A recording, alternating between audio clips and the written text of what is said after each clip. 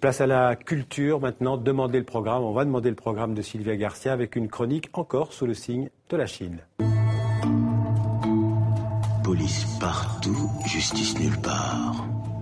Alors là, c'est bien dit. Usager, tu es en état d'arrestation. Ne vous donnez pas cette peine, mon ami. J'ai le bras long. Les 108 rois démons sont de retour. Des démons? Pas des. Les rois démons. Bons comme des arbres, forts comme des bœufs. La peau luisante. Pur. Et sautant. Pour te défendre, il va te falloir des hommes comme elle. Et quelques valeureux combattants pour te protéger.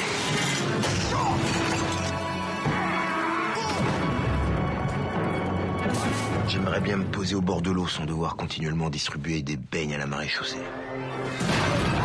Ils ont l'air comme ça, ils sont vraiment pas méchants. Oh bah non, penses-tu? Pour quelle raison combattraient-ils pour moi? Ils sont déjà pratiquement conquis. Alors bonsoir Sylvia. Bonsoir Xavier. C'est un clin d'œil humour, dessin animé, pour un dessin animé franco-belgo-luxembourgeois. Humour et poésie, parce que le dessin est quand même plutôt poétique, je trouve. Ouais. Empire de Chine, XIIe siècle, les rois démons terrorisent tout le pays, Xavier. Pour vaincre ces monstres, il faudrait avoir le courage de 100 tigres, la force de 1000 buffles, la ruse d'autant de serpents et une chance de pendus. Le jeune prince Duan va, lui, s'armer d'une bande de truands. Ça s'appelle 108 rois démons, une fresque médiévale signée Pascal Morelli. Le film est inspiré du livre Au bord de l'eau, une histoire épique tirée de la tradition orale chinoise et écrite par Shinayan au XIVe siècle. Alors, on reste en Chine et on va retrouver le Premier ministre français, en tout cas ce qui a concerné sa visite.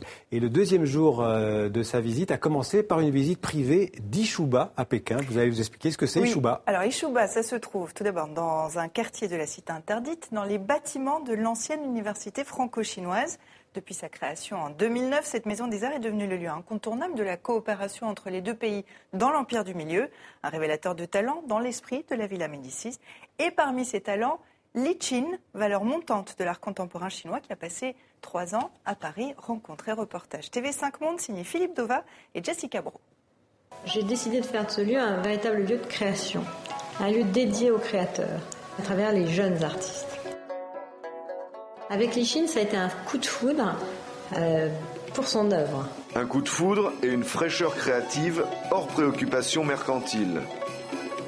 L'eau, associée à des formats de tableaux atypiques, est la base de l'œuvre de Li Qin.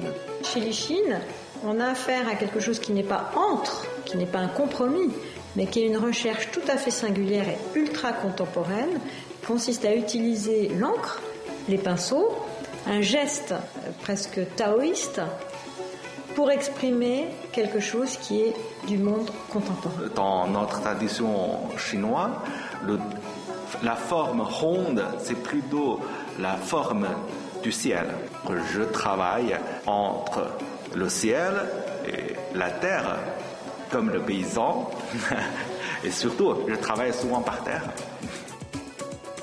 Je suis né à Shanxi, dans le nord de la Chine, au bord de la fleuve jaune. C'est